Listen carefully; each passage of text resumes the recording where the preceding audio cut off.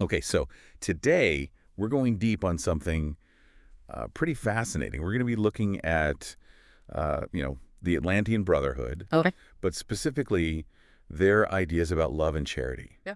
And we're going to be looking at excerpts from Love and Charity, the core tenets of the Atlantean Brotherhood. Yeah. I think it's a .txt file, but Okay. it's really interesting how they Yeah. take a different approach It is. to these ideas. That is a very unique perspective that they bring. Yeah. Yeah. So right off the bat, Yeah. the text talks about this idea of the interconnectedness Yes. of all beings.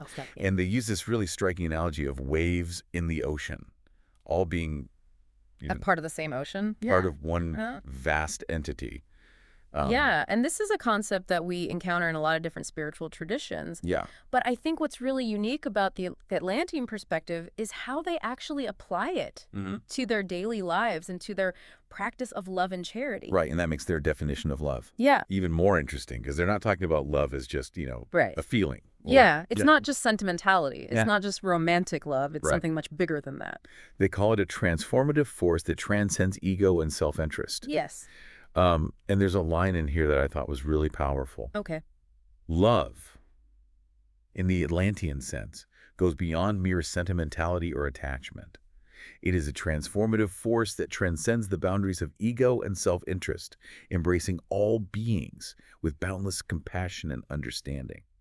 And that's a big... That's a tall order. Yeah, it is. It is a tall order. It's a very challenging ideal to live up to, but that's what they strive for. Right. And so how do they actually Right. put this into practice? Well, they talk a lot about embodying love in their actions, and they believe in extending friendship and support to everyone, regardless of background, regardless of beliefs. So it's not about It's about really consciously choosing to act from a place of love in every interaction that you have. It's not about like these big grand Yeah. gestures of love. It's about that's just weaving it it's the little thing. into daily life. Yeah, it's about those small acts of kindness, offering a helping hand, Yeah. offering a listening ear, just acknowledging another person's humanity. And then how about charity? What do they Yeah. how do they define that? Their concept of charity is fascinating because, again, they don't limit it to just material giving, although that has its place. Right. They view it as encompassing any act of selflessness and altruism that uplifts another person.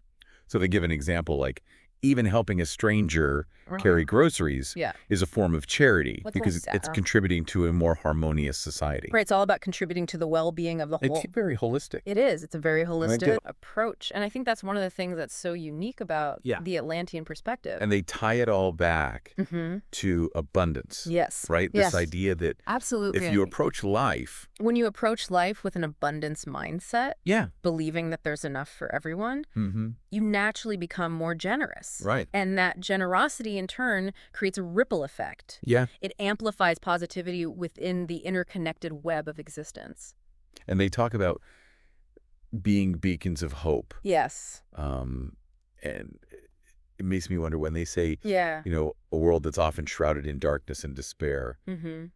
Are they talking about a literal darkness or are they talking about like Right. a lack of compassion It's a good question. and understanding? I think the text seems to use darkness more metaphorically Yeah. to represent negativity and suffering that exists in the world. Mhm. And by embodying love and charity, they believe that they can counteract this darkness Yeah. and bring more light into the world. And all of this stems from the teachings of Waxira, Yes. the founder and grand master of The founder and grandmaster of the Atlantean Brotherhood. the Atlantean Brotherhood, who actually Yeah. wrote this text. Yes, It's a very powerful call to action, it is. urging individuals to embody these principles Right. and become agents of Become agents of positive change. positive change. Mm-hmm. And they don't just And what's interesting is the text doesn't just lay out these principles. Yeah. It actually provides some concrete steps on how to cultivate these virtues in your own life. Okay. It encourages self-reflection, meditation, and conscious effort to align your actions with these virtues. So as we kind of wrap up this deep dive into Yeah. love and charity according to the Atlanteans, Right.